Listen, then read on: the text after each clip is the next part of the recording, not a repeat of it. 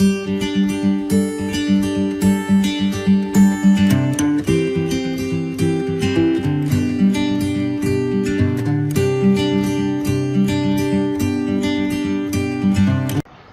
everyone, my name is Mukul Ahmed and welcome back to today's lesson of your favorite channel to learn English Mukuls.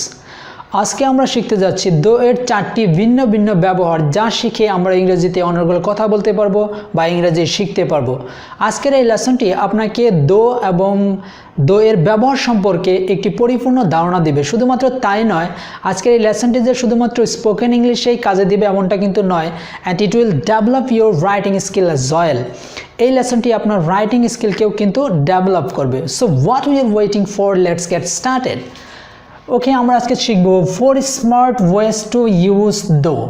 দো এর চারটি smart ব্যবহার শিখব, কোন কোন ক্ষেত্রে কখন কখন আমরা দো ব্যবহার করতে পারবো স্পোকেন ইংলিশে অ্যাজ ওয়েল অ্যাজ রাইটিং স্কিলে। সো লেসনটি শুরু করার আগে আমাদের একটু দো সম্পর্কে বাংলা মিনিংটা জানা দরকার।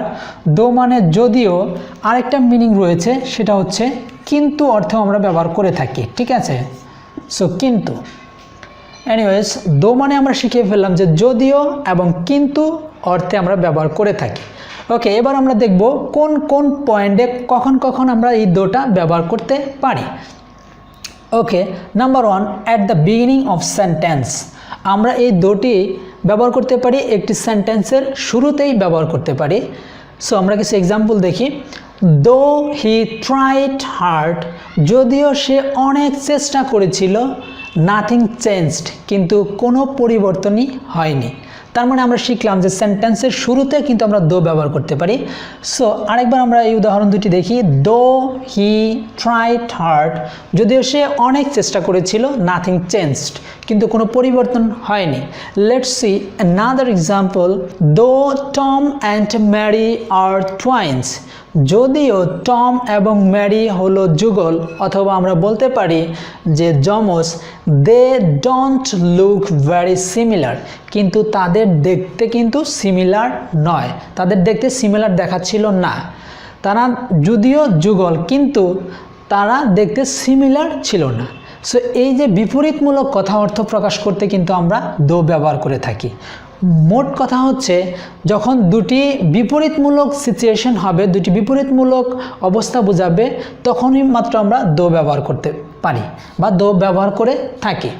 ওকে, এবার অ্যানাদার পয়েন্ট দেখি। At the end of a sentence, এবার আমরা সেন্টেন্সের শেষেও কিন্তু দো ব্যবহার করতে পারবো, স্পোকেন ইংলিশে হোক রাইটিং স্কিলে হোক। সো তাহলে কি, at the end of a sentence, একটি সেন্টেন্সের শেষেও কিন্তু আমরা দো ব্যবহার করতে পারি। Let's see some example. I already had some water, ইতিমধ্যে আমি কিছু পানি পান করে ফেলেছি। থ্যাঙ্কস দো, মানে তারপরেও আপনি আমাকে দেওয়ার জন্য ধন্যবাদ। মানে এমন একটি সিচুয়েশন হয়েছে যে আপনি কাজটা করে ফেলেছেন, কিন্তু তারপরেও সামওয়ান ইজ অফারিং ইউ, তারপরেও কেউ আপনাকে অফার করছে যে এই নেন, অথবা কেউ আপনাকে হেল্প করতে এগিয়ে আসছে। সো তখন আপনি এই সিচুয়েশনে কিন্তু দো ব্যবহার করতে পারেন শেষে। যেমন আমি উদাহরণটি আবার বলছি। I already had some water, আমি ইতিমধ্যে কিছু পানি পান করেছি। থ্যাঙ্কস দো, আমি পান করে ফেলেছি, সে হয়তো বা জানে না, কিন্তু তারপরে সে আমাকে দেওয়ার জন্য এগিয়ে আসছে বা আমাকে দিয়েছে, এই জন্য আমি তাকে বলতে পারি থ্যাঙ্কস দো, ঠিক আছে? তারপরেও দেওয়ার জন্য আপনাকে ধন্যবাদ। Another example is I have already bought a mobile, ইতিমধ্যে আমি একটি মোবাইল কিনে ফেলেছি। থ্যাঙ্কস ফর গিভিং দো, তারপরেও আপনাকে দেওয়ার জন্য ধন্যবাদ। মানে আমার মোবাইল ফোন আছে, অথবা আপনার কোনো কাজটি করে ফেলেছেন, অথবা কোনো একটা জিনিস আপনার আছে, তারপরেও ওই জিনিসটি আপনাকে কেউ দিয়েছে। তো সেক্ষেত্রে আমরা কিন্তু এরকম সিচুয়েশনে বিপরীতমূলক কথা বোঝাতে কিন্তু বারবার মনে রাখবেন। So I have already bought a mobile, ইতিমধ্যে আমি একটি মোবাইল কিনে ফেলেছি বা কিনেছি। থ্যাঙ্কস ফর গিভিং দো, তারপরেও আমাকে মোবাইল আরেকটি দেওয়ার জন্য বা আমাকে মোবাইল দেওয়ার মানে অফার করতেছেন, এই জন্য আপনাকে ধন্যবাদ। সো এই যে বিপরীতমূলক কথা, আমি বারবার একই কথা বলছি, কারণ এটা আমাদের মনে রাখতে হবে যে বিপরীতমূলক কথা বোঝাতে কিন্তু আমরা দো ব্যবহার করে থাকি। Okay, another point, and that is third point, to replace however or but. আমরা এই দো কথাটিকে হাউএভার অথবা বাট এর পরিবর্তে ব্যবহার করতে পারি। যে যে জায়গায় হাউএভার ব্যবহার করব অথবা বাট ব্যবহার করি সেই জায়গায় আমরা কিন্তু দো ব্যবহার করব, আজকের থেকে ব্যবহার করতে পারি। সো কীভাবে ব্যবহার করব সেটা আমরা একটু দেখে নিই। হি ইজ পুর, সে হলো গরিব, দো হি ইজ অনেস্ট, কিন্তু সে হয় সৎ। দেখুন এখানে কিন্তু অর্থে ব্যবহার হচ্ছে, ঠিক আছে। সো এটাই আমরা বললাম যে হাউএভার অথবা বাট এর পরিবর্তে কিন্তু আমরা দো ব্যবহার করতে পারি, ব্যবহার করব আমরা। কিন্তু এখানে রাইটিং স্কিল একটা জিনিস মনে রাখতে হবে, একটা বিষয় মনে রাখতে হবে, সেটা যদি আমি দো ইউজ করি তাহলে আমি কমা ইউজ করতে পারবো, আর যদি আমি বাট ইউজ করি সেক্ষেত্রে আমি এখানে কিন্তু কমা ইউজ করতে পারবো না। জাস্ট এখানে বাট লিখে দিব এভাবে যে he is poor but he is honest, right.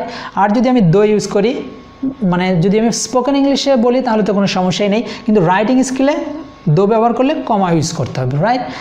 He is পুর, সে হলো গরিব, দো হি ইজ অনেস্ট, কিন্তু সে হলো সৎ, ঠিক আছে। Another example is I don't usually drink coffee, আমি সাধারণত কফি পান করি না বা আমি কফি খাই না। Though I had 2 cups already, কিন্তু ইতিমধ্যে আমি 2 কাপ খেয়ে ফেলেছি। মানে সচরাচর আমি এই জিনিসটা করি না, কিন্তু আমি সেটা করে ফেলেছি। এই যে আমরা এরকম হাউএভার অথবা বাটের পরিবর্তে কিন্তু দো ব্যবহার করতে পারি। আমি আবারও বলছি যে বিপরীতমূলক কথা বোঝাতেই কিন্তু আমরা দো ব্যবহার করে থাকি, right. So I don't usually drink coffee, আমি সাধারণত কফি খাই না বা পান করি না। Though I had 2 cups already, ইতিমধ্যে আমি 2 কাপ খেয়ে ফেলেছি। আমি কফি পান করি না, কিন্তু ইতিমধ্যে আমি 2 কাপ খেয়ে ফেলেছি। ওকে, এবার আমরা দেখব 4th নাম্বার পয়েন্ট, অর্থাৎ 4th নাম্বার পয়েন্টে আমরা কিভাবে ইউজ করতে পারি। Hey, welcome back. এবার আমরা দেখব 4th point, with the word as plus though. আমরা অ্যাজ দো এর সাথে যুক্ত করে কিন্তু আমরা এই দোটি ব্যবহার করতে পারি, ঠিক আছে। সো আমি আবার বলছি যে with the word as plus though, আমরা অ্যাজ প্লাস দো কিন্তু ব্যবহার করতে পারি। দোর সাথে অ্যাজ যুক্ত করে এই ফ্রেজটি কিন্তু আমরা ব্যবহার করতে পারি। সো অ্যাজ দো আমরা তখনই ব্যবহার করব লাইক বোঝাতে। এই লাইক মানে পছন্দ করা নয়, ঠিক অনুরূপ, মানে লাইক মানে এখানে বোঝাচ্ছে অনুরূপ, মানে সিমিলার বোঝাতে আমরা এখানে অ্যাজ দো ব্যবহার করব।